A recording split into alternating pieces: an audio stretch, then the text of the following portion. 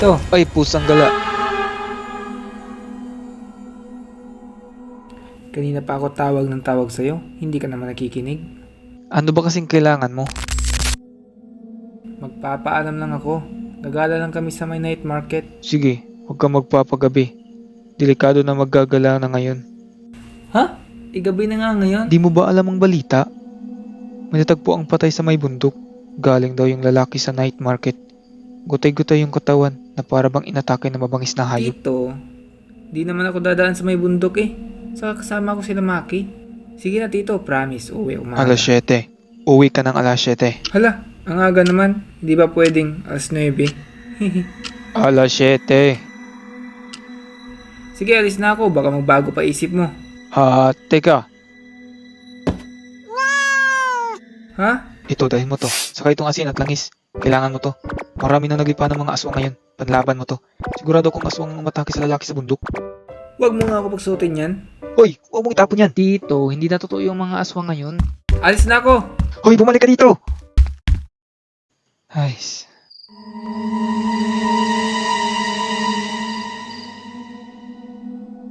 Itago nyo na lang ako sa pangalang Justin, taga Visayas. Ikakwento ko ang isang nakakapangilabot na karanasan ko nung kabataan ko. Konting background lamang tungkol sa akin bago ako magpatuloy sa aking kwento. Lumaki ako sa pangangalaga ng aking tiyuhin, kapatid ng mama ko. 8 years old pa lamang ako nang iniwan ako ng mama ko sa kanya upang maghanap buhay sa ibang bansa. Sa lahat ng kapatid ni mama, siya talaga ang pinakaayaw kong makasama.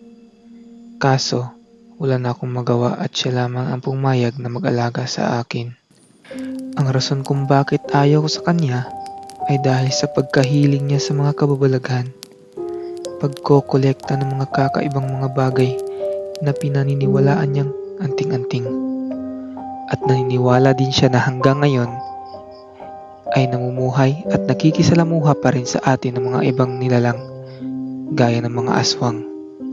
Pero ako, hindi talaga ako naniniwala sa mga aswang o ng kung ano pang tinatawag nilang alagad ng dilim. Pero, nagbago lahat ng pananaw ko nang mangyari sa akin ang isang kakilakilabot na karanasan ko taong 2005 at 16 years old pa lamang ako. Nagkasundo kaming gumala, magkabarkada sa night market. Hoy, Justin! Oy! So ano, may naspatan ka ng cheese? Ako meron. Ha? Asan? Andun. Chicken wings. Ha? Baliw pagkain na naman. Kanina pa ako nagugutom eh. Kain muna tayo. Sige, kain muna tayo. Ano gusto niyo ba? Hindi na kayo, malilibre ako. Yaman mo ngayon ah. Yung chicken wings gusto ko. Saka gusto ko rin ng balut at chicharon at... Oops, ang dami na. Gusto na pera ko. Ikaw ba, Justin? Ano gusto mo? Justin? Justin? Isaw? Ha? Yung isa ba gusto mo? Yung nagtitinda ng isaw. Uy, tumingin. Ang galing mo pumili ah. Sobrang ganda niya. Kamukha niya si Elisa. Siya nga si Elisa. Oo, yung crush mo sa school.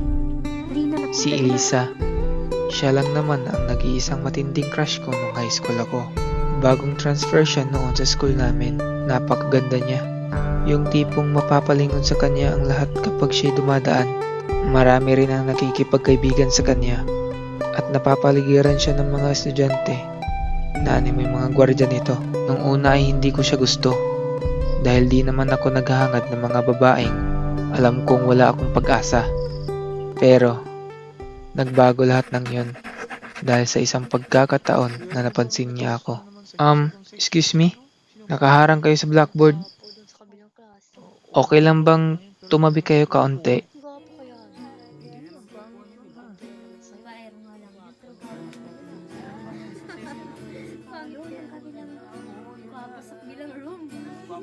Guys, lumabas muna tayo at nakakaistorbo tayo dito.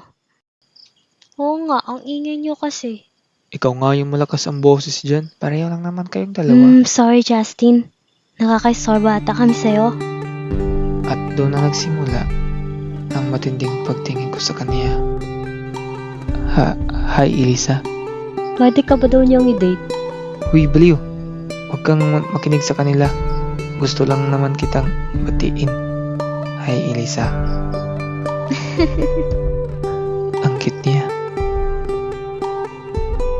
Pwede naman ako. Paubos na din kasi yung paninda namin. Ha? Talaga? Yun ang first date ko. Ang saya mo kasama, Justin.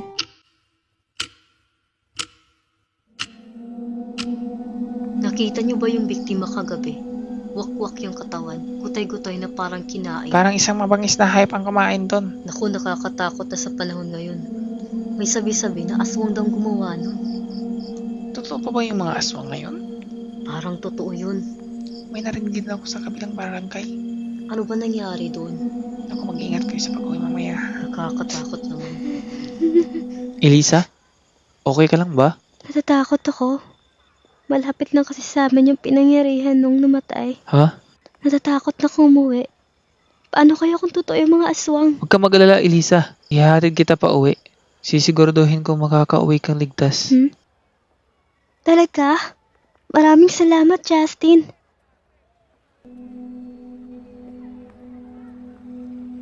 Hoy, Ha? asan si Justin? Sumama dun sa kaklase niyang babae. Uy, andito lang yun sila kanina eh. Naku, baka nagtanan na yun. Nasa na kaya yun?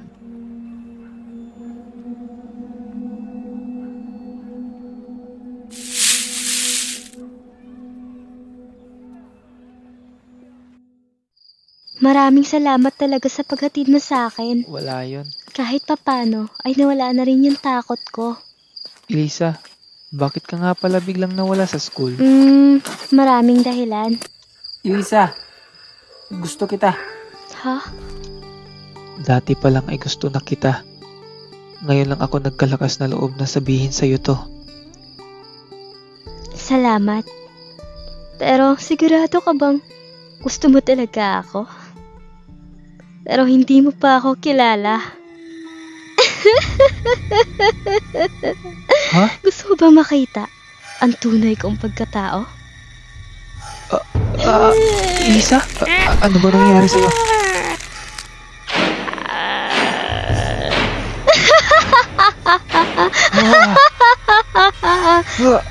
Pare-pareho lang kayong mga lalaki. Manloloko. Ang bagay sa inyo. Pinapatay.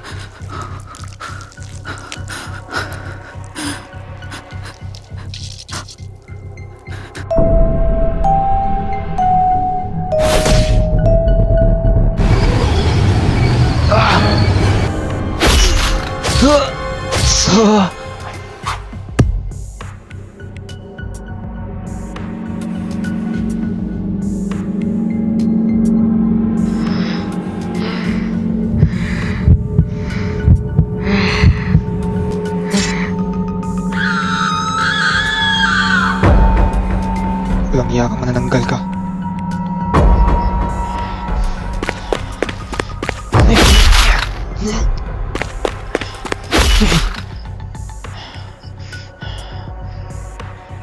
At yung pamangkin ko pa talaga ang gusto mong targetin, ha?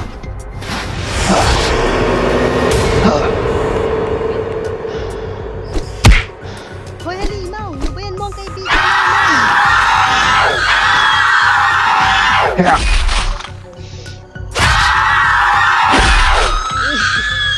Walang iya kayo.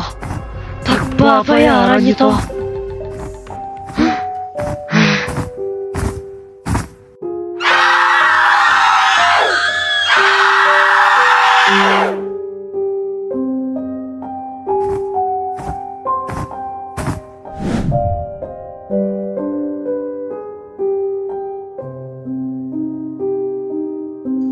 Di ko na maalala pa ang mga sumunod na pangyayari. Matapos akong mawalan ng malay, ang naaalala ko lamang ay ang matinding trauma na naidulot nito. Simula nun, hindi na ako nagtitiwala basta-basta sa kahit kanino.